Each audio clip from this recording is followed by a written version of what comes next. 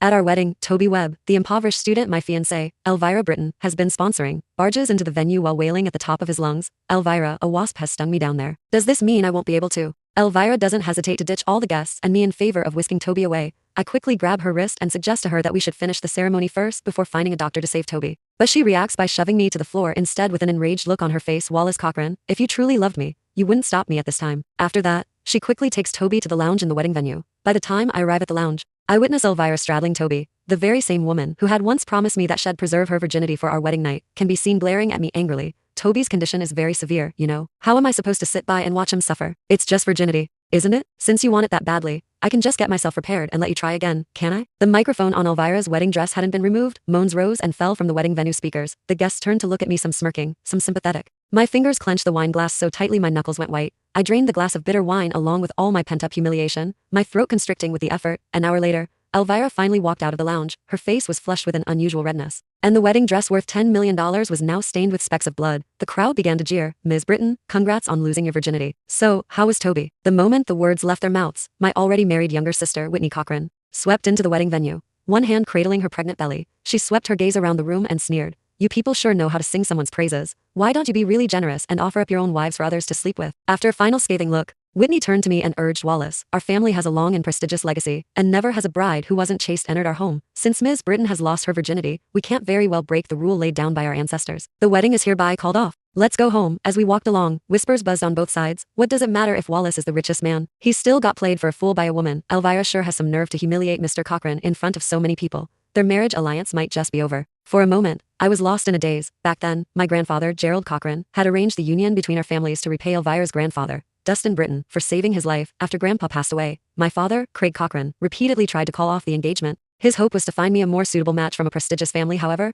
I was so dead set on marrying Elvira that I even threatened to kill myself if I couldn't. The Britton family rode my family's coattails all the way to the top. Elvira, with red-rimmed eyes from crying, promised that she'd save the most precious gift of her virginity for our wedding night. Yet, she completely forgot her own words. All for the sake of an impoverished student she'd been sponsoring for 3 years. Wallace. I snapped back to reality. Pausing mid-step as I was about to get into the car, Elvira pinched the bridge of her nose, her expression one of utter impatience. So what if I lost my virginity? I promised I'd make it up to you for the rest of our lives after we're married. The rest of our lives? The vows that once seemed so touching now felt utterly absurd in hindsight. Seeing me stay silent, Elvira shot me a smug glance, then lifted her chin and commanded, Wallace, go buy some condoms, once Toby's done with his medication. I want to do him again to see if he's fully recovered. A chill ran through my entire body. I couldn't believe those words had just come out of Elvira's mouth. The very next second, Toby came running over from the lounge, his clothes disheveled. He grabbed Elvira's hand and said pitifully, Elvira, I feel so terrible. In an instant, Elvira lost all patience with me. She drowned in displeasure and said, Wallace, if you don't buy the condoms, then we might as well just forget about this wedding. However, I couldn't even be bothered to spare Elvira another glance. No sooner had I gotten into the car than Whitney, teeth grinding with rage, slammed her phone down. The matter between Elvira and me had already become the talk of the town, with news reports everywhere. Even the richest man can't buy love shock events on wedding day. North Bank's wedding of the century ruined as bride forgets might. Intimate chat with lover broadcast live. As I read the news, my heart sank bit by bit. Back when Elvira and I were dating, I never once turned down anything she asked of me.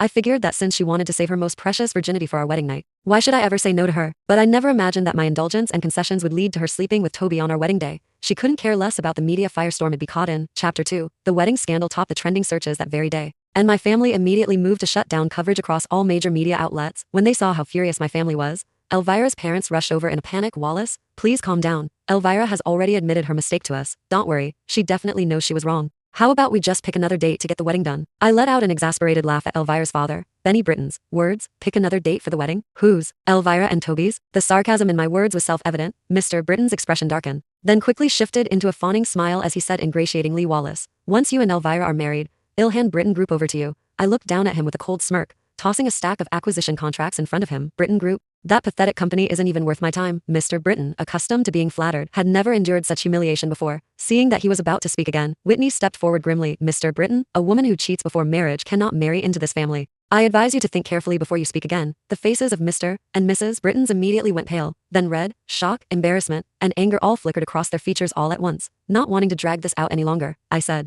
for the sake of the friendship between my grandpa and Mr. Britton Sr., have Elvira come to the courthouse tomorrow to finalize the divorce with me. With that, I had someone escort my former in-laws, who still wanted to keep pleading, out the door at the same time. I had their gifts thrown out as well. The next day, I canceled all my appointments and waited at the courthouse from morning until night. As I watched the newlyweds coming and going at the marriage registration office, it was hard to describe what I was feeling. I still remembered the night before we got our marriage license, how Elvira was so excited she couldn't sleep, We ended up waiting outside the city hall since midnight and became the first couple to register our marriage that day. Elvira couldn't wait to show off to the whole world. Even now,